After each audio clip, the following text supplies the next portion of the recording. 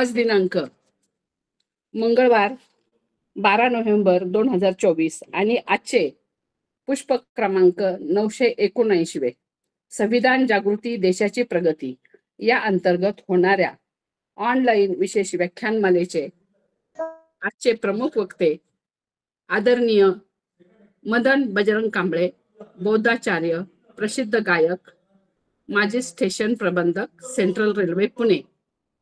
आणि सर आपल्याला एरवड्याहून आपल्या कार्यक्रमामध्ये आपल्या या कनेक्टेड आहेत.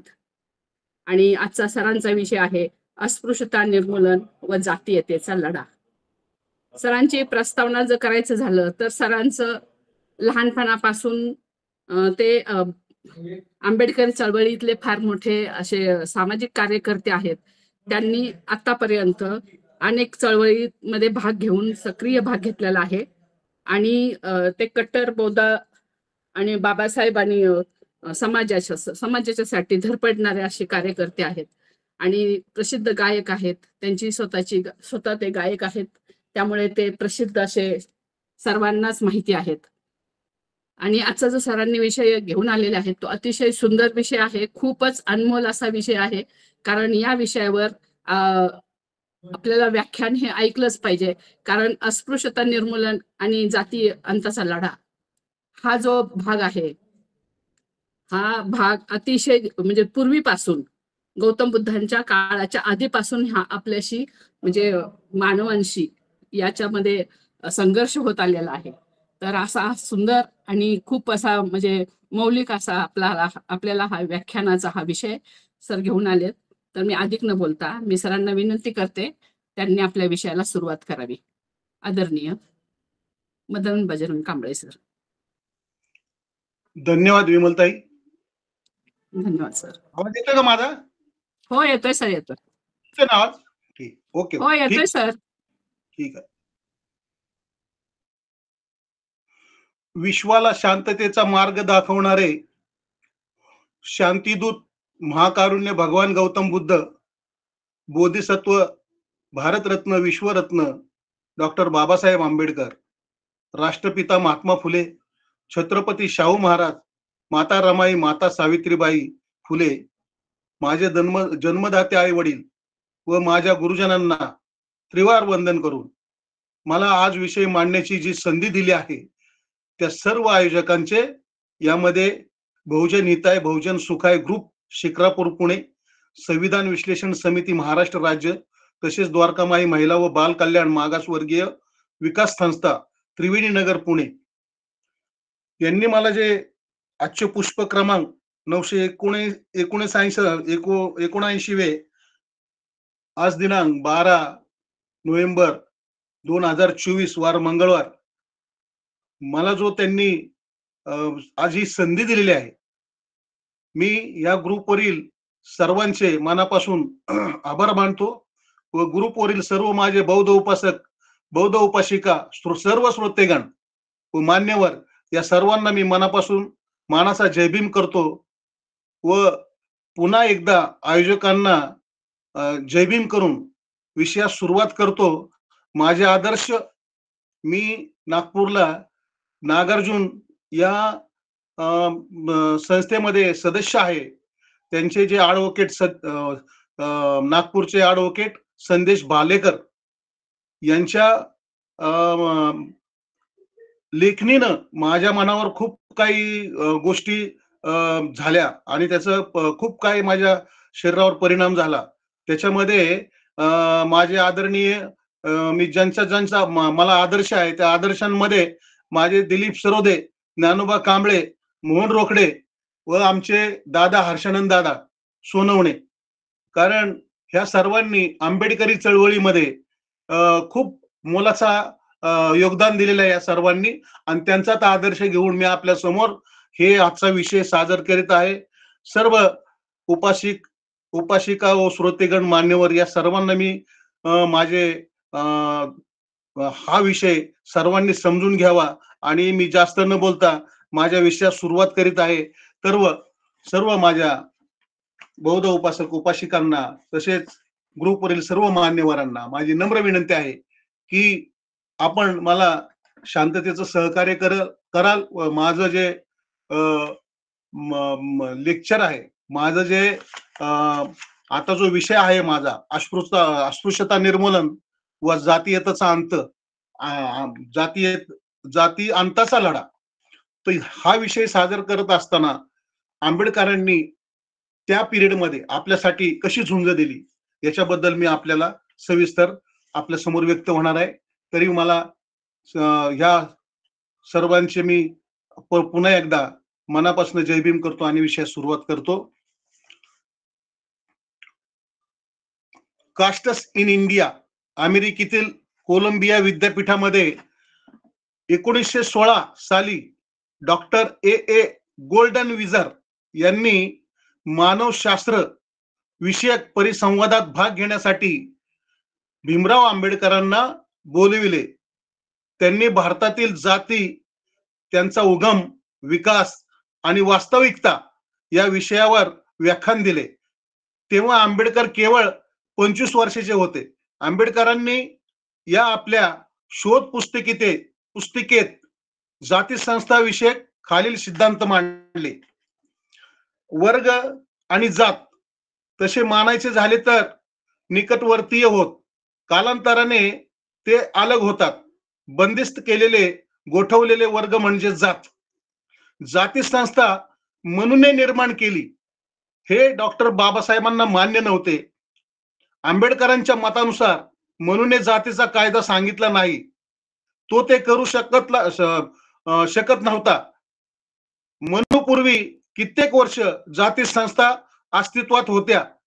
स्मृतिकार म्हणून अस्तित्वात असलेल्या कायद्यांची संहिता बनवून त्याला तात्विक आणि धार्मिक अधिष्ठान प्राप्त करून दिले. 4 जानेवारी 1928 टाइम्स ऑफ इंडियात इंदूर संस्थानात अनुसूचित जातींना मिळणाऱ्या वाईट वागणुकीबद्दल वृत्तांताची तुलना आंबेडकरांनी 18व्या शतकातील पेशवाईतील रिजनाच्या स्थितीशी केली. बाबासाहेब आंबेडकरांनी जात या संकल्पनेशी चिकित्सा करून तिचा शोध घेण्याचा प्रयत्न केला. जात ही श्रम विभागणी वरही अवलंबून नाही आणि नैसर्गिक कल या योग्यतेवरही अवलंबून नाही. व्यक्तीची कामे जात आधीच तयार करते. कुळ कुतीच्या आधारे नव्हे तर जन्मानुसार किंवा आई वडिलांच्या सामाजिक स्थानानुसार ठरते. बाबासाहेब आंबेडकर 1922 मध्ये ग्रेज इन येथून बॅरिस्टर ऍट लॉ ही पदवी घेऊन 3 एप्रिल 1923 रोजी मुंबईत परतले. समाजकार्य करावे व अर्थार्जनासाठी वकिली करावी असा निर्णय त्यांनी घेतला व परळच्या दामोदर हॉलमध्ये पहिल्या मजल्यावर एक खोली कार्यालयासाठी मिळवली. जून महिन्यात त्यांनी वकिलीच्या प्रॅक्टिससाठी मुंबई उच्च न्यायालयात आपले नाव नोंदवण्यासाठी अर्ज दाखल केला व 5 जुलै 1923 रोजी उच्च न्यायालयाने त्यांचे नाव नोंदवून घेतले. वकिली सुरू झाल्यावर आंबेडकर अस्पृश्य समाजाचे असल्याने स्पृश्य समाजाच्या वकिलांनी त्यांना सहकार्य करण्याचे टाळले. अशा परिस्थितीत बाळकृष्ण गणेश मोडक नावाच्या एका स्पृश्य वकिलाने आंबेडकरांना वकिली करत राहण्यासाठी सहकार्य केलं. बाबासाहेब आंबेडकरांना पहिली केस म्हणून नाशिक जिल्ह्यातल्या आडगावच्या महार जातीच्या जाधव बंधूची केस मिळाली. ही केस वर्षभर चालली व यशस्वीही झाली. केसची फी म्हणून आंबेडकरांना 600 रुपये मिळाले. वकिलीतून घर खर्च भागत नसल्यामुळे त्यांनी बाटली बॉईज अकाउंटन्सी इन्स्टिट्यूट मध्ये मार्क स्टाईल लॉचे प्राध्यापक म्हणून नोकरी केली. त्याचे त्यांना महिन्याला 200 रुपये वेतन मिळत होते. ही प्राध्यापक पदाची नोकरी त्यांनी 10 जून 1925 ते 21 मार्च 1928 पर्यंत केली. बाबासाहेब आंबेडकरांनी अनेक महत्वपूर्ण खटल्यात सहभाग घेतला. ब्राह्मणेतर सत्यशोधक चळवळीशी संबंधित नेते केशव गणेश बागडे केशवराव मारुतीराव जेदे, रामचंद्र नारायण लाड आणि दिनकरराव शंकरराव जवळकर या चौघांवर देशाचे दुश्मन हे पुस्तक लिहिण्याच्या कारणावरून खटला भरण्यात येऊन खालच्या न्यायालयाने त्यांना दोषी मानले होते. आंबेडकरांनी त्यांचे अपील लढवून ऑक्टोबर 1926 मध्ये त्या चौघांनाही वरच्या न्यायालयातून निर्दोष मुक्तता मिळवून दिली. फिर्यादीची बाजूने पुण्यातील वकील एल बी भोपटकर होते. इंडिया अँड चायना या पुस्तकाचे लेखक फिलिप स्पॅट यांनी आंबेडकरांच्या वकिलीनिशी 28 नोव्हेंबर 1927 रोजी न्यायालयाद्वारे दोषमुक्त करण्यात आले. बॅरिस्टर आंबेडकरांची यशस्वी वकिलांमध्ये गणना होऊ लागली.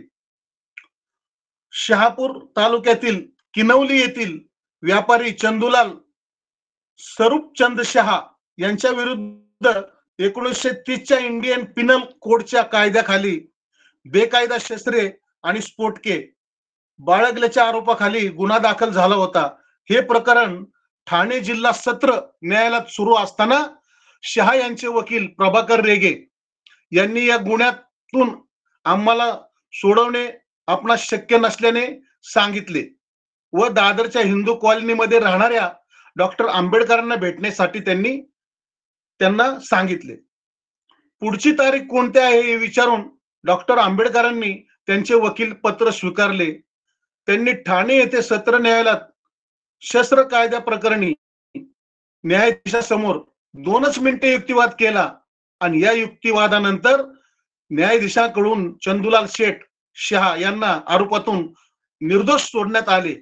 यासाठी आंबेडकरांनी फक्त ठाणे दादर रेल्वेचं तिकीट हेच मानधन घेतले होते. पुढे सन 1930 ते 1968 या कालावधीत शहापूर येथील कनिष्ठ न्यायालयात वकील म्हणून अनेक खटले डॉक्टर बाबासाहेब आंबेडकरांनी चालवले. वाशिंद येथील नाना मलबारी यांच्या घरी डॉक्टर बाबासाहेब आंबेडकर आले असताना ते ज्या लाकडी खुर्चीवर बसले होते ती खुर्ची त्यांनी आजपर्यंत जपून ठेवली आहे. आता ती खुर्ची कासने येथील विहारात मलबारी यांनी दान केले आहे. भारतातील वर्ग लढ्याला आणि जातीयांताच्या लढ्याला आकार आणि दिशा देण्याचे भरीव काम डॉक्टर बाबासाहेब आंबेडकरांनी केले. जागतिक पातळीवर शोषण मुक्ती व समतेच्या साठी लढ्यामध्ये बाबासाहेब आंबेडकर प्रेरणादायी ठरले आहेत. जगाच्या इतिहासात असे योगदान करणाऱ्या अच्युत पातळीवर निवडक व्यक्तीमध्ये बाबासाहेबांचे स्थान हे खूप मोठे होते असे डॉक्टर गेल आमवेट सांगतात. सामाजिक सुधारणा क्षेत्राच्या संदर्भात विशेषतः वर्ग जात धर्म लिंग यांचा भेदभाव न करता सर्व नागरिकांना समान अधिकार यासाठी आंबेडकरांनी काम केले. त्यांनी वेगवेगळ्या जातीतील लोकांमधील दरी मिटवण्यासाठी 3 महत्वाच्या मार्गाचा उल्लेख केला होता. लग्न, खानपान आणि सांस्कृतिक मिलाप. आंबेडकरांना बालपणापासूनच अस्पृश्यतेचा सामना करावा लागला हे सर्वांना माहिती आहे.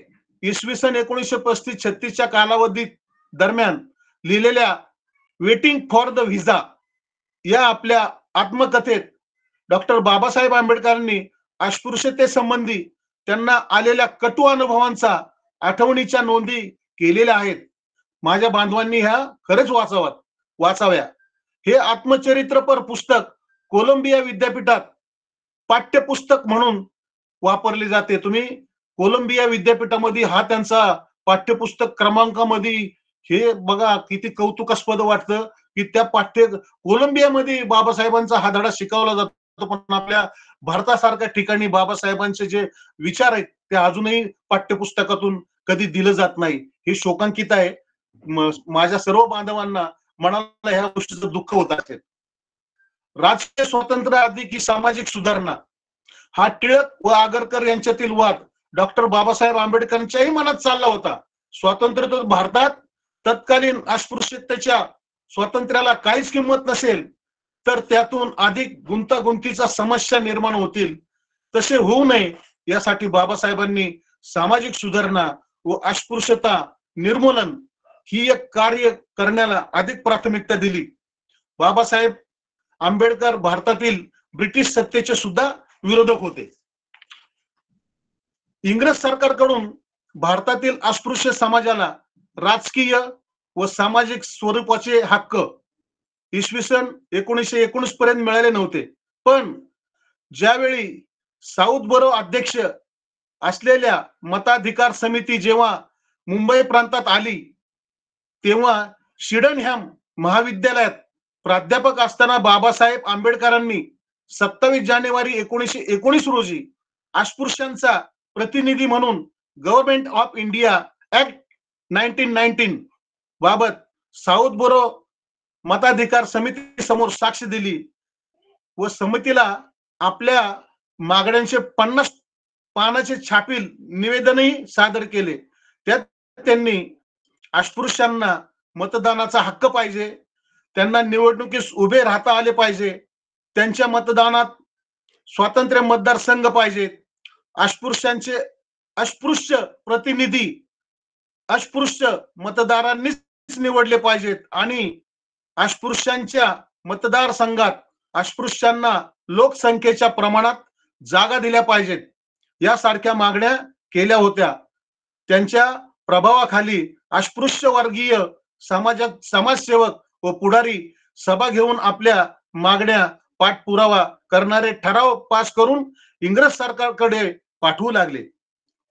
समाज प्रबोधनाची ही चळवळ नेटाने सुरू ठेवण्यासाठी चळवळीला मदत करणारे एखादे वृत्तपत्र सुरू करावे असे त्यावेळेला बाबासाहेब आंबेडकरांना वाटू लागले.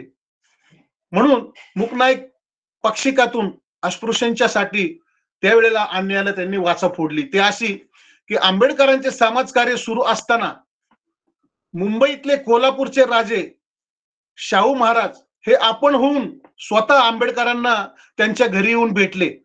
त्यांनी आंबेडकरांच्या वृत्तपत्र काढण्यासाठी 2,500 रुपयांची मदत केली होती. आंबेडकरांनी इसवी सन 1920 साली मुंबईत मूकनायक नावाचे पाक्षिक सुरू केले व पांडुरंग नंदराम भटकर यांच्या पाक्षिकाचे संपादक नेमले. मूकनायक पाक्षिकाचा पहिला अंक 31 जानेवारी 1920 रोजी प्रकाशित करण्यात आला होता. पहिल्या अंकातील मनोगत नावाचा अग्रलेख आंबेडकरांनी लिहिला होता. त्यांनी आपल्या लेखातून बहिष्कृत अस्पृश्य समाजावर होत असलेल्या अन्यायाला वाचा फोडली व हा अन्याय कमी करण्यासाठी सरकारला काही उपाययोजना सुचवल्या. अस्पृश्यांचा उद्धार होण्यासाठी त्यांनी सत्ता मिळवणे गरजेचे आहे असे आंबेडकरांना वाटत होते. बाबासाहेब आंबेडकरांनी 5 जुलै 1920 मध्ये आपले संपूर्ण राहिलेले शिक्षण पूर्ण करण्यासाठी इंग्लंडमध्ये गेले असता तेथे त्यांनी भारतातील मंत्री एडविन मॉन्टेग्यू यांची भेट घेतली आणि अस्पृश्यांच्या हितासंबंधी त्यांच्याशी चर्चा विनिमय केला. बाबासाहेब आंबेडकरांच्या आदेशानुसार त्यांचे अनुयायी व अस्पृश्य लोक ठिकठिकाणी सभा घेऊन व आंदोलन करून आपल्या राजकीय हक्कांच्या मागण्या इंग्रज सरकारकडे करू लागले. त्याचाच भाग म्हणून 1920 मध्ये कोल्हापूर जवळील माणगाव आणि नागपूर येथील अस्पृश्यांच्या 2 परिषदा पार पाडल्या. कोल्हापूर संस्थानातील माणगाव या गावात 21 मार्च व 22 मार्च 1920 रोजी दक्षिण महाराष्ट्र दलित परिषदेचे पहिले अधिवेशन झाले. या अधिवेशनाचे अध्यक्ष आदरणीय आंबेडकर साहेब होते. तर शाहू महाराजांशी विशेष उपस्थिती त्यावेळेला सर्वांना जाणवली. आंबेडकरांनी आपल्या अध्यक्षीय भाषणात अस्पृश्यांच्या उद्धारासाठी त्यांच्या सामाजिक हक्कांचे व राजकीय हक्कांचे समर्थन केले.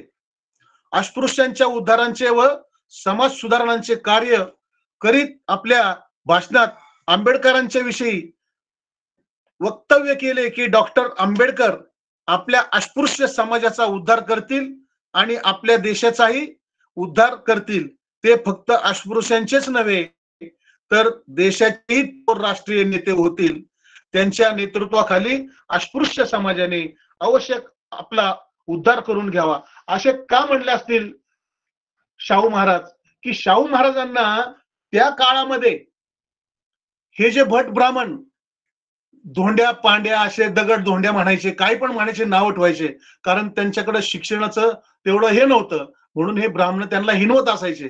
आणि त्यांचं उजवा हात असा उजवा हात बाबासाहेबांच्यामुळे इतका छान झाला की त्यांना बाबासाहेबांची जवळीक मिळाल्यामुळं जो त्यांना मिळणारा जो ब्राह्मणांच्याकडून जे त्यांना शेणफेक व्हायचं त्यांच्यावरती, म्हणजे काही पण बोलत होते आणि त्या बोलण्याला सामोरं जावं लागत होतं शाहू महाराजांना.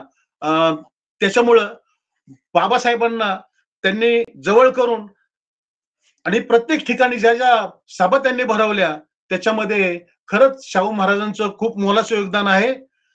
तसेच घडले तर सर्वांचेच कल्याण होईल असं त्यांना वाटायचं शाहू महाराजांना.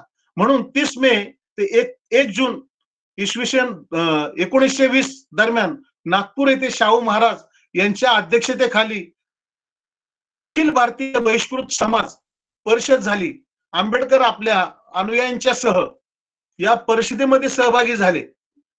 आंबेडकरांनी या परिषदेमध्ये समाजसेवक विठ्ठल रामजी शिंदे यांचा निषेध करणारा ठराव पास करून घेतला. अस्पृश्यांना इंग्रज सरकारांच्याकडून राजकीय व सामाजिक हक्क कशा स्वरूपात मिळावेत याविषयी आंबेडकर व शिंदे यांच्यात मतभेद होते. इंग्रज सरकारने अस्पृश्यांना स्पृश्यांच्या माध्यमातून राजकीय व सामाजिक हक्क द्यावेत असे शिंदेचे मत होते. तर त्याच्या उलट इंग्रज सरकारने अस्पृश्यांना अगदी थेट राजकीय व सामाजिक हक्क द्यावेत असे आंबेडकरांचे मत होते. अस्पृश्यांचे राजकीय व सामाजिक हक्क स्पृश्यांच्या किंवा अन्य कोणाच्याही मर्जीवर अवलंबून असू नयेत असा आंबेडकरांचा दृष्टिकोन होता. म्हणून इसवी सन 1926च्या मे महिन्यात सातारा जिल्ह्यात कोरेगाव तालुक्यातील रहिमतपूर येथे आंबेडकरांच्या अध्यक्षतेखाली सातारा जिल्हा महार परिषदेचे अधिवेशन झाले. त्या अधिवेशनामध्ये आपल्या भाषणात महार वतनाविषयी सविस्तर माहिती सांगितली. तसेच अस्पृश्य समाजाला ब्राह्मणी विचारसरणीच्या लोकांपासून सावध राहण्यास सांगितले. बाबासाहेब आंबेडकरांनी अस्पृश्य व मागासवर्गीय समाजाच्या उत्थानासाठी 9 मार्च 1924 रोजी दामोदर हॉलमध्ये सहकार्याची बैठक घेऊन बहिष्कृत हितकारिणी सभा नावाची संस्था स्थापन करण्याचा निर्णय घेतला.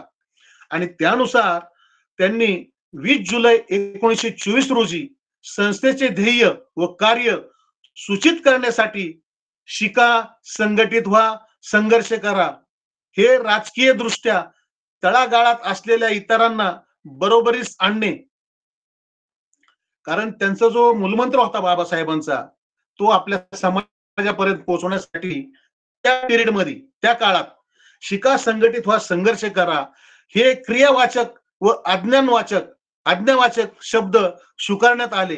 भारतीय समाजातील सामाजिक व राजकीय दृष्ट्या तळागाळात असलेल्या इतरांच्या बरोबरीस आणणे हे या सभेचे ध्येय होते. अस्पृश्यांना नसलेल्या नागरी, धार्मिक व राजकीय हक्काबद्दल त्यांच्यामध्ये जागृती निर्माण करणे हा उद्देश होता बाबासाहेब आंबेडकरांचा. बाबासाहेब आंबेडकरांनी सायमन कमिशनकडे एक पत्र सादर केले. त्यात त्यांनी मागासवर्गीयांच्यासाठी नामनिर्देशन तत्वावर जागा आरक्षित ठेवण्यासंबंधी मागणी केली. तसेच भूदल, नौदल, पोलीस खात्यात मागासवर्गीयांची भरती करण्याचीही मागणी केली. सभेत मार्फत अस्पृश्यांच्या कल्याणासाठी शाळा, वसतिगृह, ग्रंथालय सुरू करण्यात यावी. या संस्थेमधील पदाधिकाऱ्यात अस्पृश्य व स्पृश्य समाजाच्या व्यक्ती होत्या. स्पृश्य समाजाचे जे लोक जातीयतेचे व अस्पृश्यतेचे उच्चाटन करू इच्छितात त्यांचे सहकार्य आवश्यक घ्यावे असा आंबेडकरांचा विचार होता. बहिष्कृत हितकारिणी सभेने अस्पृश्यांचे शिक्षण प्रसार करणे, वाचनालय सुरू करणे, विद्यार्थी वसतिगृहे काढले, इत्यादी इत्यादी कर्तव्ये स्वीकारली. या संस्थेमार्फत सोलापूरला 1925 मध्ये जळगाव, पनवेल, अहमदाबाद, ठाणे अशा अनेक ठिकाणी वसतिगृहे आपल्या दलितांच्यासाठी, गोरगरिबांच्यासाठी सुरू करण्यात आली. 10 व 11 एप्रिल 1925 रोजी बहिष्कृत हितकारिणी सभेच्या कार्यकारिणीने बेळगाव जिल्ह्यातील निपाणी या गावी मुंबई इलाका प्रांतीय बहिष्कृत परिषद या संस्थेने आंबेडकर यांच्या अध्यक्षतेखाली तिसरे अधिवेशन आयोजित केले. आंबेडकरांनी त्यावेळेला सामाजिक सुधारणासाठी तयार व्हा असा संदेश देणारे भाषण केले. त्यावर प्रभावित होऊन अस्पृश्यांनी बेळगाव येथे मुलांचे वसतिगृह सुरू केले. पुढे इसवी सन 1929 मध्ये हे वसतिगृह धारवाडला हलवण्यात आले. आंबेडकरांनी बहिष्कृत हितकारिणी सभेतर्फे मुंबई राज्य सरकारकडे मागणी केली होती की मुंबई राज्य सरकारतर्फे आपल्या समाजाचे 2 प्रतिनिधी नेमण्यात यावेत. त्यांची ही मागणी मान्य करून 1926च्या डिसेंबर मध्ये मुंबई कायदे मंडळावर आंबेडकर व पुरुषोत्तम सोलंकी यांना त्या वेळेला निवडून देण्यात आलं. 1 जानेवारी 1818 रोजी भीमा कोरेगाव येथे ब्रिटिश आणि पेशवाईमध्ये जी लढाई झाली होती, त्या लढाईत ब्रिटिशांकडून बहुतांश दलित समाजाचे महार सैनिक लढले. जानेवारी 1927 रोजी पुणे जिल्ह्यातील भीमा कोरेगाव येथील विजयस्तंभाला ज्यावेळेस डॉक्टर बाबासाहेब आंबेडकरांनी समवेत मानवंदना देऊन त्या वर्षी स्मृती दिन साजरा केला, त्यावेळी त्यांनी महार बटालियनच्या शौर्याचे कौतुक केले. आंबेडकरांच्या भेटीनंतर त्यांच्या अनुयायांनी मोठ्या प्रमाणात या विजयस्तंभाला भेट देण्यास सुरुवात केली. महार लोक आपल्यावर होत असलेल्या अन्यायाच्या विरोध म्हणून पेशव्यांच्या ब्राह्मणी प्रशासनाविरुद्ध ब्रिटिश सैन्यांचा भाग म्हणून लढले. त्यांचा व त्या दिवसाच्या स्मृती प्रित्यर्थ व महार बटालियनच्या शौर्याचे प्रतीक म्हणून ब्रिटिशांनी भीमा नदीच्या तीरावर कोरेगाव येथे विजयस्तंभ उभारला. अजूनही तो स्तंभ त्या ठिकाणी व्यवस्थित आहे. आंबेडकरांनी कोरेगावला दलित स्वाभिमानाचे प्रतीक बनवले. पण पुढे 25 डिसेंबर 1927 रोजी महाड येथे दिलेल्या भाषणात डॉक्टर बाबासाहेब आंबेडकर अस्पृश्यांना उद्देशून म्हणाले की तुम्ही शूरांची, वीरांची संतान आहात. ही गोष्ट काल्पनिक नव्हे. भीमा कोरेगावला जाऊन बघा. तुमच्या पूर्वजांची नावे तेथील विजयस्तंभावर कोरलेली आहेत. तो पुरावा आहे की तुम्ही भेड बकरीची संतान नसून सिंहाचे छावे आहात. म्हणजे महाडच्या तळ्यावर जे भाषण केलं त्या भाषणामध्ये बाबासाहेबांनी हे सर्वांना माहिती व्हावं म्हणून भाषणामध्ये सांगितलं होतं. डॉक्टर आंबेडकर मुंबई प्रतीक विधान परिषदेचे सदस्य असताना इसवी सन 1927च्या सुमारास त्यांनी पिण्याच्या पाण्यासाठी व हिंदू देवळांमध्ये प्रवेशासाठी चळवळी व मोर्चे काढण्यास सुरुवात केली होती. संपूर्ण देशात बहुसंख्य ठिकाणी अस्पृश्यांना सार्वजनिक पाणवठ्यावर पाणी भरण्याचा किंवा पिण्याचा अधिकार नव्हता. 4 ऑक्टोबर 1923 रोजी ब्राह्मणेतर पक्षाचे नेते व मुंबई कायदे मंडळाचे सभासद असलेले समाज सुधारक राव बहादूर सीताराम केशव बोले यांनी मुंबई प्रांताच्या विधिमंडळात सार्वजनिक निधीतून बांधलेल्या किंवा शासकीय नियमानुसार बनविलेल्या संस्थेच्या प्रशासित केली सार्वजनिक शाळा, न्यायालय, कार्यालय आणि दवाखाने व सर्व सार्वजनिक पाण्याची ठिकाणे, विहिरी व धर्मशाळांचा वापर करण्यास परिषदेने अस्पृश्य वर्गांना परवानगी दिली. असा ठराव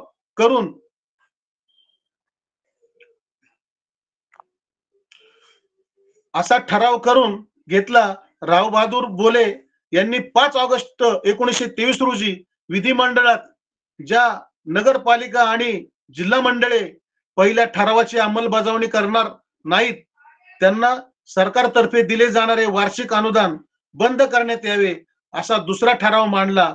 या ठरावानुसार महाडच्या नगरपालिकेने आपल्या ताब्यातील 14 तळे अस्पृश्यांना खुले केल्याचे जाहीर केले. त्यावेळी जाहीर केले, परंतु सनातनी अस्पृश्यांना तळ्यातून पाणी भरू दिले नाही. अस्पृश्यांना त्यांचा हक्क मिळवून देण्यासाठी आंबेडकरांनी 19 मार्च व 20 मार्च 1927 रोजी स्वतःच्या अध्यक्षतेखाली कुलाबा जिल्हा बहिष्कृत परिषद अधिवेशन पाहिले. अशा नावाखाली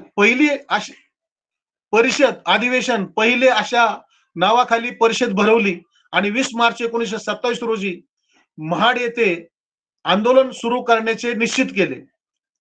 या कुलाबा परिषदेस सुरेंद्र चिटणीस, संभाजी गायकवाड, अनंत चित्रे, रामचंद्र मोरे, गंगाधरपंत सहस्रबुद्धे आणि बापूराव जोशी हे दलितेतर, सवर्ण व ब्राह्मण नेते सुद्धा उपस्थित होते. या परिषदेत अस्पृश्यतेचा धिक्कार करून पुढील ठराव पास झाला. आंबेडकरांनी आपल्या अध्यक्षीय भाषणातून माणुसकीचे व सन्मानाचे जीवन जगण्याचा त्यावेळेला संदेश दिला. 20 मार्च 1927 रोजी आंबेडकर यांच्या नेतृत्वाखाली परिषदेतील सर्वांनी चौदार तळ्याकडे कूच केली. बाबासाहेबांनी सर्वप्रथम चौदार तळ्यातील पाणी आपल्या हाताच्या ओंजळीत घेतले व ते पाणी प्राशन केले. त्यानंतर सर्व आंदोलकांनी त्यावेळी आंबेडकरांचे अनुकरण करत तळ्यातील पाणी प्राशन केले आणि ही घटना महाडमधील रूढीवादी स्पृश्य हिंदूंना सहन झाली नाही. त्यांनी दलितांच्यासाठी भोजनामध्ये माती मिसळवली व नंतर झुंडीने येत दलितांवर लाठ्या काठ्यांनी हल्ले केले. आंबेडकरांनी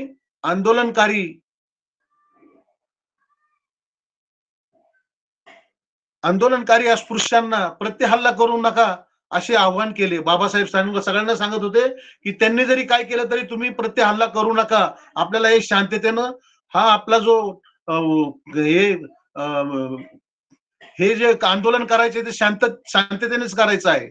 तेव्हा आंबेडकरांनी आंदोलकांना सांगितलं की स्पृश्यांना प्रत्यहल्ला करू नका हे आवाहन केले. अस्पृश्यांना जबर मारहाण करण्यात आली. पुढे लोक जखमी झाले. अस्पृश्यांनी तळे बाटवले असे म्हणून चौदार तळ्याला त्यावेळच्या लोकांनी म्हणजे कर्मठ लोकांनी गोमूत्र टाकून तळ्याचे ब्राह्मणाकडून शुद्धीकरण करून घेतले. सरकारच्या प्रतिनिधींनी हल्लेखोर स्पृश्यांना अटक करून त्यांच्यावर खटला चालू केला. या आंदोलनाद्वारे आंबेडकरांनी आपला कायदेशीर नागरी व मानवी हक्क अंमलात अस्पृश्यांच्या बरोबर सामुदायिक रीतीने चौदार तळ्याचे पाणी पिण्याचे आंदोलन यशस्वी केले. त्यामध्ये त्यांना संभाजी गायकवाड, विश्राम सावतकर, रामचंद्र मोरे, शिवराम जाधव, केशवराव व गोविंद आड्रेकर यांनी अस्पृश्य कार्यकर्त्यांचे तसेच अनंतराव विनायक चित्रे, सुरेंद्रनाथ टिपणीस, गंगाधर नीलकंठ सहस्रबुद्धे, कमलाकांत चित्रे इत्यादी स्पृश्य समाज सेवकांचेही महत्वाचे सहकार्य मिळाले होते. आणि म्हणून अस्पृश्य भेदभाव संपवून सामाजिक समता प्रस्थापित करणे हे आंबेडकरांच्या सामाजिक क्रांतीचे आंदोलनाचे प्रमुख ध्येय होते. ते सक्सेस झाले. पुढे आंबेडकर साहेब सगळीकडेच म्हणजे ह्या त्यांच्या म्हणजे ज्या ज्या ठिकाणी बाबासाहेबांनी क्रांती केल्या त्याच्यामुळं सगळ्यांच्या गळ्यातले ताईत बनले होते. आणि त्याच्यामुळे मुंबई मधलेच म्हणा इतर सगळ्या आजूबाजूच्या सगळ्या समाजामध्ये आंबेडकरांच्या विषयी आदर निर्माण होऊ लागला. मग त्यांना शिवजयंतीला पण बोलवायचे, गणेश उत्सवात पण सहभागी होण्यासाठी बाबासाहेबांना आमंत्रण देऊ लागले. आता त्यावेळेला आपण बौद्ध धर्म स्वीकारला नव्हता, पण बाबासाहेब म्हणजे आपण त्यांच्या प्रत्येक कार्यामध्ये सहभागी व्हायचे. त्याच्यातलाच प्रसंग आपल्या समोर सादर करतो. म्हणजे सांगतो आपल्याला की 3 मे 1927 रोजी मुंबईजवळ बदलापूर येथे शिवजयंती उत्सव आंबेडकरांच्या अध्यक्षतेखाली साजरा केला. बदलापूरच्या गावकऱ्यांनी जातीभेद न ठेवता बाबासाहेब आंबेडकरांना कार्यक्रमाचे निमंत्रण दिले होते. बहिष्कृत भारत 20 मे 1927च्या अंकात छापलेल्या माहितीनुसार बाबासाहेब आंबेडकरांनी शिवाजी महाराजांच्या लोकहितकारी राज्य पद्धतीवर भाषण केले. कीर्तनाच्या वेळी स्पृश्य व अस्पृश्यांनी एकत्र बसून कीर्तन ऐकले. रात्री शिवाजी महाराजांची पालखी आंबेडकरांच्या नेतृत्वाखाली सुमारे 15,000 लोकांसह नगर प्रदक्षिणा करून आली आणि उत्सवाची समिती झाली. म्हणजे बघा, त्या काळात सर्वात अगोदर शिवाजी महाराजांची जयंती बाबासाहेबांनी 15,000 लोकांच्या समोर आणि ते पण मिरवणुकीत सामील होऊन साजरी केली. म्हणजे त्यांना त्यावेळेला पण लोक मानणारी होती. म्हणजे किती बाबासाहेबांनी सगळ्यांना म्हणजे प्रेमाने सगळ्या काय जिंकून घेतलं. म्हणजे असं मला म्हणायचंय की दादर BBCI रेल्वे स्थानकाजवळच्या गणेश उत्सवात व्यवस्थापक मंडळाने इसवी सन 1927 मध्ये गणेशोत्सव आंबेडकरांचे भाषण आयोजित केले. म्हणजे त्या मंडळाने पण त्या पिरियडमध्ये आंबेडकरांचे भाषण आणि त्यांचे विचार ऐकण्यासाठी म्हणजे सगळे आतुरले होते ना. कारण बाबासाहेबांचे हे जे चाललेले लढे अस्पृश्यांच्यासाठी आणि जे मनुवाद ह्याला गाडण्यासाठी बाबासाहेबांनी जे वेळोवेळी प्रयत्न केले ते सगळ्या समाजाच्या म्हणजे अस्पृश्य असो, SC असो, ST असो किंवा OBC असो, सगळ्यांना बाबासाहेबांचं कौतुक म्हणजे आपले पण वाटायला लागलं आणि ते सगळे बाबासाहेबांच्याकडे वळायला लागले. तेव्हा म्हणजे बाबासाहेबांनी ज्यावेळेस गणेशोत्सवात भाषण केले, आंबेडकरांनी आपल्या भाषणात विविध देशाच्या व भारताच्या इतिहासातले दाखले देत सांगितले होते की हिंदू समाज तेव्हाच सामर्थ्यवान होऊ शकेल जेव्हा तो आपल्या अनिष्ट रूढी नष्ट करू शकेल आणि अस्पृश्य भेद संपवून समानतेचे व माणुसकीचे वर्तन करू शकेल. म्हणजे बघा, बाबासाहेब म्हणाले होते त्यावेळेला गणेश उत्सवामध्ये की जोपर्यंत जे स्पृश्य आहेत त्या अस्पृश्यांना आपलंसं करत नाही तोपर्यंत त्यांच्यामध्ये उन्नती पण होऊ शकणार नाही आणि त्यांना चांगले विचार आणि त्यांची मानसिकता पण बदलणार नाही. म्हणजे हे मौलिक विचार त्यांच्या मनाला म्हणजे लागले आणि त्याच्यामुळं कितीतरी गोष्टी अशा नाहीशा झाल्या की बाबासाहेबांच्या ह्या अनेक संघर्षामुळं दलितांच्या न सांगता काही काही गोष्टी रीतसर मिळू लागल्या. पुढे त्यांनी मनुस्मृतीचं दहन केलं की ते मनुस्मृतीचं दहन एक दक्षतेचे उचललेले आक्रमक पाऊल होते, परंतु ते सर्व सवर्ण हिंदूंचे लक्ष वेधून घेण्यासाठी उचललेले एक मोठे पाऊल होते. अधूनमधून अशा प्रकारचे तीव्र उपाय योजावे लागतात. तुम्ही दार ठोठावलेच नाही तर ते कोण उघडणार नाही. मनुस्मृतीचे सर्व भाग टाकाऊ आहेत आणि त्यात चांगली तत्वे मुळीच नाही किंवा मनु स्वतः समाजशास्त्रज्ञ नव्हता तर तो केवळ एक मूर्ख माणूस होता असा त्याचा अर्थ नाही. आम्ही मनुस्मृतीचे दहन केले ते शतकानुशतके आम्ही ज्या अन्यायाखाली चिरडले गेलो होतो त्याचे प्रतीक म्हणून डॉक्टर बाबासाहेब आंबेडकर इसवी सन 1968 मध्ये दिलेल्या एका मुलाखतीत मनुस्मृती दहनाच्या प्रतिकात्मक स्वरूपातील विधान असं मी आपल्याला समोर हे मांडत आहे की डॉक्टर बाबासाहेब आंबेडकर यांच्या मते दलितांच्या सर्व प्रमुख समस्या या मनुस्मृतीमुळे निर्माण झालेल्या आहेत. काही हिंदूंना मनुस्मृती हा ग्रंथ आदरणीय असून अस्पृश्यांच्या दृष्टीने मात्र तो तिरस्कारणीय आहे. हा ग्रंथ सुमारे 2000 वर्षापूर्वी म्हणून लिहिला असला तरी तो रूढीवादी हिंदूंच्या जीवनाचे आजही नियंत्रण करतो. म्हणजे बाबासाहेबांची ती धारणा होती त्यावेळेला. मनुस्मृतीचे कनिष्ठ जातीवर अनेक अपात्र लादल्या तर उच्च जातींना अनेक विशेष अधिकार दिले. आंबेडकरांच्या मते मनुस्मृती हा ग्रंथ अस्पृश्यावर होणाऱ्या अन्यायाचे, क्रूरतेचे व विषमतेचे प्रतीक आहे. स्मृतिकाराने अस्पृश्यावर केलेल्या अन्यायाची जंत्री म्हणून मनुस्मृतीचा उल्लेख केला जातो. डॉक्टर बाबासाहेब आंबेडकरांच्या नेतृत्वाखाली बहिष्कृत हितकारणी सभेने महाड येथे 25 व 26 डिसेंबर 1927 रोजी अस्पृश्यांचे अधिवेशन भरवले. त्या अधिवेशनात प्रामुख्याने 2 कार्यक्रम करण्याचे निश्चित करण्यात आले. एक, चौदार तळ्यावर पाणी पिण्यासाठी अस्पृश्य बंधूंनी बांधवांनी वहिवाट पाडावी म्हणून आंबेडकर यांच्या नेतृत्वाखाली सर्वांनी मिरवणुकीने सामूहिकपणे जाऊन चौदार तळ्याचे पाणी प्यायचे. आणि दुसरा, हिंदू समाजातील व धार्मिक सामाजिक विषमतेचा आधार असलेल्या मनुस्मृती ग्रंथाचे दहन करायचे. प्रतिकात्मक रीतीने हिंदूतील सामाजिक विषमतेचे निर्मूलन करायचे. मनुस्मृतीचे जाहीरपणे दहन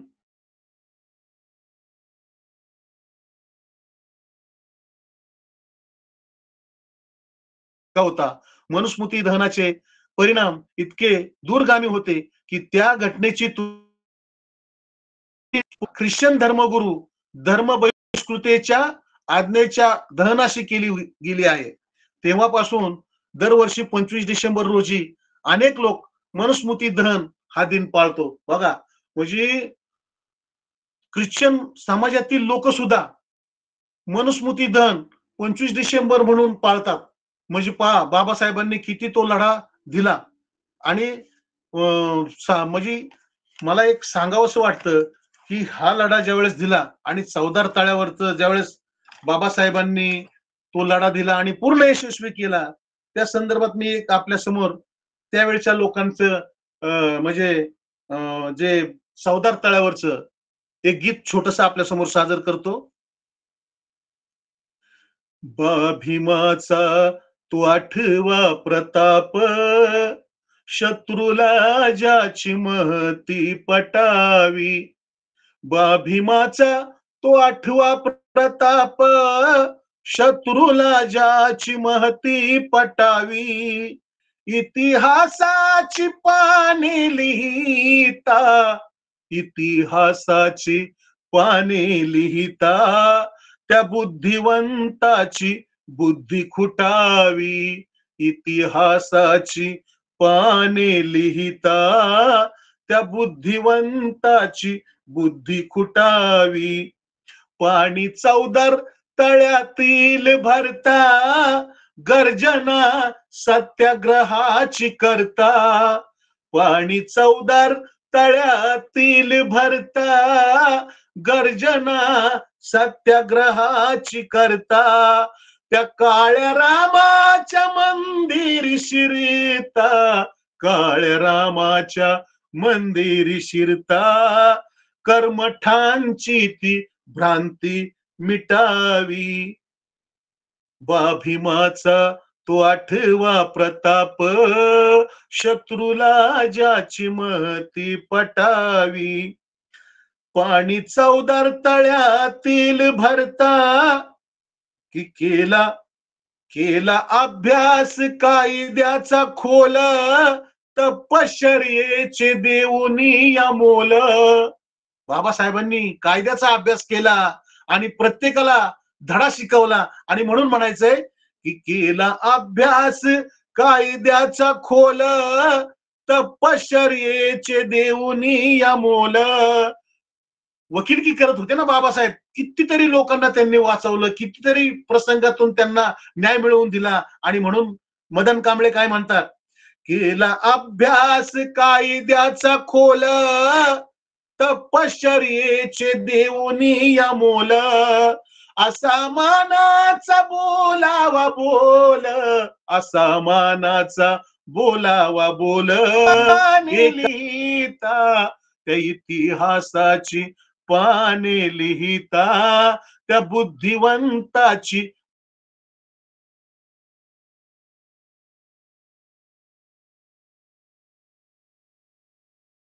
महाडच्या चौदार तळ्याच्या बाबतीत अस्पृश्यांच्या बाजूने न्याय मिळवण्यात यश प्राप्त केले. महाडच्या चौदार तळ्याची जमीन सरकारी मालकीची आहे, म्हणजेच त्या जमिनीवर चौदार तळे सार्वजनिक आहे आणि त्यामुळे अस्पृश्यांना चौदार तळ्याचे पाणी पिण्याचा व पाणी वापरण्याचा कायदेशीर हक्क आहे. हे सत्य महाडच्या न्यायालयाच्या निकालाने 8 जून 1931 रोजी, ठाण्याच्या जिल्हा न्यायालयाच्या निकालाने 30 जानेवारी 1933 रोजी व मुंबईच्या उच्च न्यायालयाच्या निकालाने 17 मार्च 1937 रोजी मान्य केली आणि महाड न्यायालयाचा 12 डिसेंबर 1927 चा तात्पुरता मनाई हुकूम 17 मार्च 1937 रोजी पूर्णपणे आला. 4 सप्टेंबर 1927 रोजी आंबेडकरांनी स्वतःच्या अध्यक्षतेखाली समाज समता संघ नावाचा संस्थेची स्थापना केली. या संस्थेच्या पदाधिकाऱ्यात अस्पृश्यासह स्पृश्यही होते. या संस्थेमध्ये त्यांनी रोटीबंदी व बेटीबंदी तोडण्याकरिता काम करण्याचे ठरविले. या संघात भिन्न जातीचे पदाधिकारी व सभासद होते. त्या प्रत्येकाने आळीपाळीने एकमेकांच्या घरी भोजनाचे कार्यक्रम असे आयोजित केले की प्रत्येकाला कळायला पाहिजे की रोटी बंदी बेटी बंदी ह्याच्याबद्दल, म्हणजे एक कार्यक्रमच आयोजित केला होता तसा बाबासाहेब आंबेडकरांनी. पहिला सहभोजनाचा कार्यक्रम बाबासाहेबांच्या घरी 15 ऑगस्ट 1928 रोजी झाला. मात्र बेटी बंदी तोडण्याच्या दृष्टीने समाज समता संघाकडून एकही तर जातीय विवाह होऊ शकला नाही.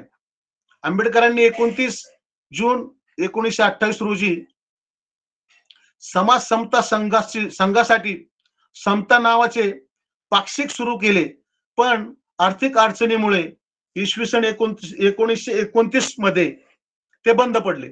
या काळात आंबेडकरांचे बहिष्कृत हितकरणी सभेच्या माध्यमातून अस्पृश्योद्धाराचे कार्य व इतर सामाजिक कार्य व्यापक सुरू होते. सभेचे बहिष्कृत भारत हे वृत्तपत्र सुद्धा चालू होते, जे इसवी सन 1927 नोव्हेंबर पासून बुद्धभूषण प्रिंटिंग प्रेस मधून छापण्यात येत होते.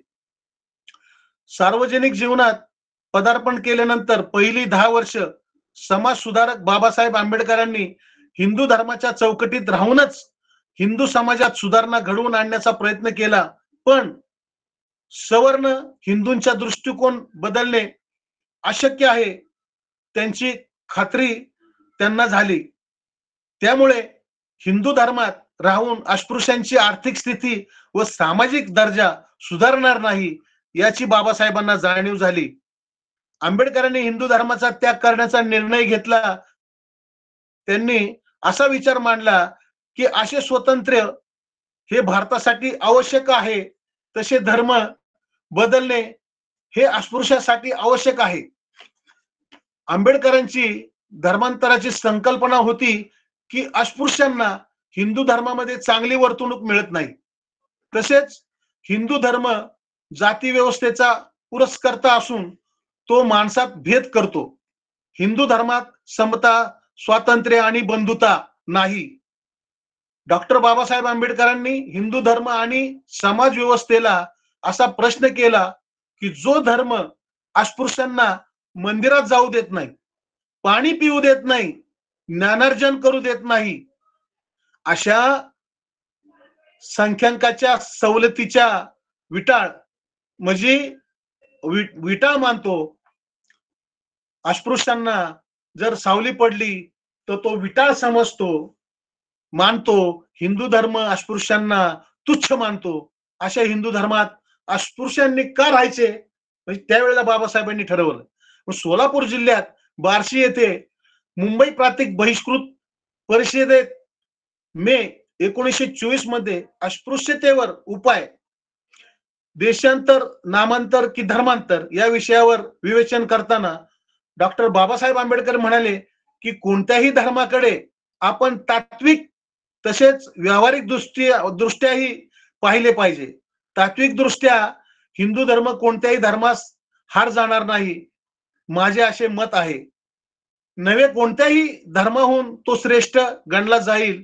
सर्वानुभूती एक आत्मा या मूलभूत तत्वाप्रमाणे समाज घटना न झाल्याने हिंदू समाजाचे व्यावहारिक स्वरूप किळसवाणे झाले आहे. ज्या धर्मात माणसाला माणुसकी नाही तो धर्म काय कामाचा. आपण धर्मत्याग केला तर ते हिंदू लोक आपला तिरस्कार करतात, तेच आपल्याला मान देतील. आपण आज आहोत तसे बहिष्कृत असण्याऐवजी एका मोठ्या समाजाचे अंग होऊन काळ न लागता आपली आपण उन्नती करून घेऊ. त्यानंतर बाबासाहेबांनी 13 ऑगस्ट 1935 रोजी नाशिक जवळील येवला येथे धर्मांतराची घोषणा केली की मी अस्पृश्य जातीत हिंदू म्हणून जरी जन्मलो असलो ते माझ्या हाती नव्हते. बाबासाहेब म्हणले मी जरी हिंदू म्हणून जन्मलो ते जरी माझ्या हातात नव्हते, परंतु हिंदू म्हणून मरणार नाही हे मात्र माझ्या हातामध्ये आहे. त्यावेळेस आपण कोणत्या धर्माचा स्वीकार करणार हे त्यांनी स्पष्ट केले नव्हते. 30 व 31 मे 1936 रोजी घेण्यात आलेल्या मुंबई इलाका महार परिषदेत धर्मांतराच्या निर्णयावर शिक्कामोर्तब करण्यात आला. परिषदेपुढे बोलताना डॉक्टर बाबासाहेब आंबेडकर म्हणाले की अस्पृश्यांनी हिंदू धर्माचा त्याग केल्यानंतर कोणता धर्म स्वीकारायचा हे प्रत्येकाच्या मर्जीवर अवलंबून आहे. फक्त समानतेचे हक्क मिळतील असाच धर्म त्यांनी स्वीकारावा. ते पुढे म्हणाले दुर्दैवाने अस्पृश्य हिंदू असा डाग घेऊन मी जन्माला आलो, पण ती गोष्ट माझ्या स्वाधीन नव्हती. तथापि हा नीच दर्जाचा दर्जा झुगारून देऊन ही स्थिती सुधारणे मला शक्य आहे आणि ते मी करणारच. मी तुम्हाला स्पष्टपणे सांगतो की हिंदू म्हणून घेत मी मरणार नाही. म्हणून इसवी सन 1935 पूर्वी हिंदू पुढाऱ्यांशी झालेल्या गाठीभेटीत हिंदू संस्कृतीचे नुकसान होईल असा धर्म मी स्वीकारणार नाही अशी ग्वाही त्यांनी दिली. 30 मे 1936 रोजी जातपात मोडक मंडळाकरिता केलेल्या भाषणात अस्पृश्यांनी बुद्ध वचन लक्षात घेतल्यास त्यांना मुक्तीचा मार्ग सापडेल असे प्रतिपादन केले. गांधीजी त्यावेळेस आपल्याला हरिजन असे म्हणायचे, तर हा हरिजन शब्दाला बाबासाहेबांचा विरोध होता. कारण पूर्वी जातीनिहाय व्यवसाय होता. ज्याने सुतार काम केले तो सुतार, ज्याने लोहार काम केले तो लोहार, ज्याने मडकी घडवले ते कुंभार आणि जे सोने घडवणारा सोनार, म्हणजे असे जातीनिहाय. पण आपल्या महार समाजाला कुठलाच व्यवसाय नव्हता. म्हणून गांधीजींनी एक शब्द काढला हरिजन. महात्मा गांधी अस्पृश्यतेसाठी हरिजन ही संज्ञा वापरत तिचा अर्थ ईश्वराची लेकरे असा होतो असं त्यांचं मत होतं गांधीजींचं. गांधींनी इसवी सन 1933 मध्ये हरिजन नावाची एक नियतकालिकाही चालवली होती. डॉक्टर बाबासाहेब आंबेडकरांनी अस्पृश्य हे हरिजन असतील तर उरलेले लोक दैत्याचे नाहीत काय असा सवाल केला होता. हरिजन या शब्दाला विरोध केला होता त्यावेळेला बाबासाहेबांनी. या मुद्द्यावरून त्यांनी मुंबई विधिमंडळात 22 जानेवारी 1938 रोजी सभात्याग सुद्धा केला होता. पुढे 1982 सालात भारतीय केंद्र सरकारने हरिजन शब्दावर बंदी घातली होती. तो शब्द जात प्रमाणपत्रिकेतूनही हद्दपार केला. आता हरिजनच नव्हे तर फक्त दलित या शब्दाचाही सरकार दरबारी वापर केला जातो. बघा, बंदी घालण्यात आलेली आहे, ह्याच्यावर सुद्धा बंदी घालण्यात आली. मग आता त्याऐवजी काय अनुसूचित जाती, इंग्रजीमध्ये काय तर शेड्यूल कास्ट या शब्दाचा आता वापर करतात. डॉक्टर बाबासाहेब आंबेडकरांनी हे एक सत्यवादी सत्याग्रही सुद्धा होते. त्यांनी अनेक सत्याग्रह व आंदोलन केले होती.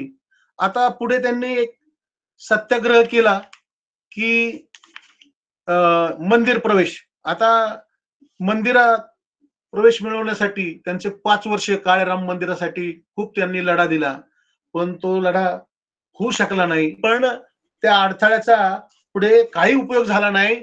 पण ज्यावेळेस बाबासाहेबांनी संविधान लिहिलं त्या संविधानाच्या आधारे आज आपण जे जीवन जगतो, माणुसकीचं जीवन जगतो, ह्या समता बंधुता आपण जे म्हणतो ना, स्वातंत्र्य समता आणि बंधुता, ही बाबासाहेबांनी गौतम बुद्धांच्या विचाराचे संपूर्ण, कारण गौतम बुद्धांनी सुद्धा ज्या पाण्यासाठी जे लढाई व्हायची शाक्य आणि कोलियामध्ये, आणि त्या म्हणजे त्याच्यासाठी प्राणहानी व्हायची, रक्तपात व्हायचा, ते गौतम बुद्धांना अजिबात मान्य नव्हतं आणि त्याच्यामुळे त्यांनी त्याग केला. आणि तोच बघा, म्हणजे हे महामानव हे कसे होऊन गेले.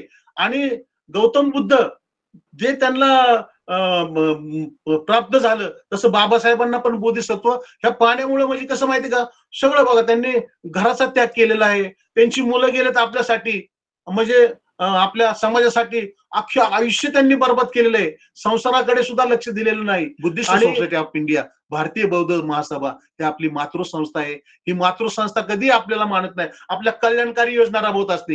हे कधी प्रत्येकाच्या दारात जाऊन म्हणते का, बाबांनो, माझ्या आजोबांनी, माझ्या वडिलांनी, माझ्या नातवांनी, माझ्या मुलांनी तुमच्यासाठी एवढं केलं आणि आम्हाला तुम्ही, कधी नाही. पण आपलं कर्तव्य बनतं की आपण ह्या भारतीय बौद्ध महासभेच्या कुठल्याही घटकाशी बेईमान होऊ नका, गद्दारी करू नका, बाबासाहेबांचे विचार आपल्या समाजाच्या कानाकोपऱ्यात पोचवा. जास्त न बोलता मला वाटतं की या ग्रुपवर माझ्या सर्व बांधवांनी शांततेचं सहकार्य करून आजचा माझा विषय ऐकून घेतला, त्याबद्दल मी सर्वांचे मनापासून अभिनंदन करतो, पण आयोजकांचे देखील अभिनंदन करतो आणि या ठिकाणी थांबतो. जय भीम, जय संविधान. कार्यक्रमाची सांगता आपण गोड कार्यक्रमाने करत असतो आणि तो गोड कार्यक्रम म्हणजे आपला आभाराचा कार्यक्रम. जसं आपण एखादं वाक्य पूर्ण लिहिलं की ते अर्धा कॉमा देतो, तेव्हा तो पूर्ण होत नाही. त्याला जेव्हा पूर्ण विराम द्यावा तेव्हा ते वाक्य पूर्ण होतं. तसंच आपल्या कार्यक्रमाचं हे आहे. तेव्हा आपल्या कार्यक्रमाचा पूर्ण विराम देण्यासाठी, म्हणजेच आभाराचा गोड कार्यक्रम करण्यासाठी, व्यक्त होण्यासाठी मी आदरणीय माधुरीताई चंद्रकिरण कोटांगळे, रेल्वे कर्मचारी, सामाजिक कार्यकर्त्या, नागपूर, ताईंना मी विनंती करते त्यांनी आपला आभाराचा कार्यक्रम हाती घ्यावा. हा, धन्यवाद मॅम. धन्यवाद. जय भारत, जय संविधान. सर्वांना सस्नेह जय भीम. तर आज संविधान जागृती देशाची प्रगती या अंतर्गत आजचे विशेष ऑनलाईन व्याख्यानमालेचे 979वे पुष्प गुंफले गेलेले आहे. तर आज दिनांक 12 नोव्हेंबर 2024. आजच्या पुष्पाचे प्रमुख वक्ते आदरणीय मदन बजरंग कांबळे सर, हे बोधाचार्य, सुप्रसिद्ध गायक, माजी स्टेशन प्रबंधक, सेंट्रल रेल्वे पुणे. इथून यांनी आजचे पुष्प हे खूप पद्धतीने आपल्या डीप सखोल माहिती त्यांनी डे टू डे त्यांनी बाबासाहेबांच्या आजचा विषय म्हणजे अस्पृश्यता निर्मूलन व जातीयंताचा लढा या विषयावर त्यांनी आपले प्रवचन आज उत्तमरित्या दिलेले आहे आणि सखोल माहिती श्रोत्यांपर्यंत पुरविली गेली आहे त्यांच्याद्वारे. आजच्या ह्या उपक्रमाला आपली हजेरी दर्शवणारे आणि नेहमीप्रमाणे सर्वांच्या प्रवचनांनी, वक्तव्यांनी आपले मन किंवा आपले अंतःकरण मंत्रमुग्ध करणारे आपले श्रोतेगण, त्यांच्याशिवाय हा नेहमीचाच कार्यक्रम अपुरा असतो. त्यांची हजेरी ही आमच्यासाठी विशिष्ट उत्तेजनीय असते. एक प्रकारचा आपल्याला हुरूर येतो विषय घेऊन येण्यासाठी. तर समस्त श्रोतेगणांचे आदरपूर्वक मी शुभेच्छा व्यक्त करते, त्यांचे अभिनंदन व्यक्त करून आभार व्यक्त करते. तसेच आजचे सूत्रसंचालन प्रस्तावना करणाऱ्या आमच्या आदरणीय विमलताई गायकवाड मॅम, UDC सेवानिवृत्त, भारतीय मौसम विज्ञान पुणे 5 संघटक, युग प्रवर्तक संघ नवी सांगवी पुणे येथून त्यांनी नेहमीच प्रमाणे त्यांनी उत्तमरित्या आजचे आपले भार जे आहे सांभाळलेले आहे. तसेच आयोजक ग्रुप बहुजनिताय बहुजन सुखाय, शिक्रापूर पुणे, संविधान विश्लेषण समिती महाराष्ट्र, द्वारकामाई महिला व बालकल्याण मागासवर्गीय विकास संस्था त्रिवेणीनगर पुणे यांच्या संयुक्त विद्यमाने आपला उपक्रम राबविला जातो. तर त्या सर्व समिती सदस्य आणि सर्व ग्रुपचे मी मनपूर्वक आभार व्यक्त करते. रोजची लिंक तयार करणारे तांत्रिक नियोजक आदरणीय मुकेश दादा गायकवाड, बोधाचार्य, सामाजिक कार्यकर्ते, शिक्रापूर तालुका शिरूर, जिल्हा पुणे यांचे पण अत्यंत ऋण व्यक्त करते. आणि तसेच आठवड्याची उपक्रमाची जी रूपरेषा दर्शवणारे, शब्दामध्ये ते लिहून काढणारे आमचे आदरणीय सुभाष रामभाऊ सोनावणे सर यांचे पण मी हृदयपूर्वक अभिनंदन आणि आभार धन्यवाद व्यक्त करते. आणि ह्या सर्व आठवड्याच्या जे उपक्रम आपल्या आठवडाभर राबविला जातात त्यांची एक यूट्यूबवर लिंक तयार करून अत्यंत म्हणजे व्यवस्थितरित्या त्याच्यामध्ये व्हिडिओ वगैरे ॲड करून पाहणाऱ्यांना, ऐकणाऱ्यांना इतकी सुबकरित्या आणि सहजरित्या मन मोहून टाकणारे असे लिंक तयार करून यूट्यूबवर ॲड करणारे समस्त गायकवाड परिवार यांचे पण मी खूप खूप अभिनंदन, आभार व्यक्त करते. कुणी राहिले असतील माझ्याकडून. धन्यवाद ताई. अतिशय सुंदर आपण सर्वांचेच अगदी व्यवस्थित आभार मांडलेले आहेत आणि कोणीच चुकलेलं नाही. सगळ्यांचे तुम्ही व्यवस्थित आभार मांडलेत आणि छान आभार मानल्याबद्दल आपलेही मी मनापासून आभार व्यक्त करते. आणि आजचा हा कार्यक्रम इथेच संपला असं मी जाहीर करते.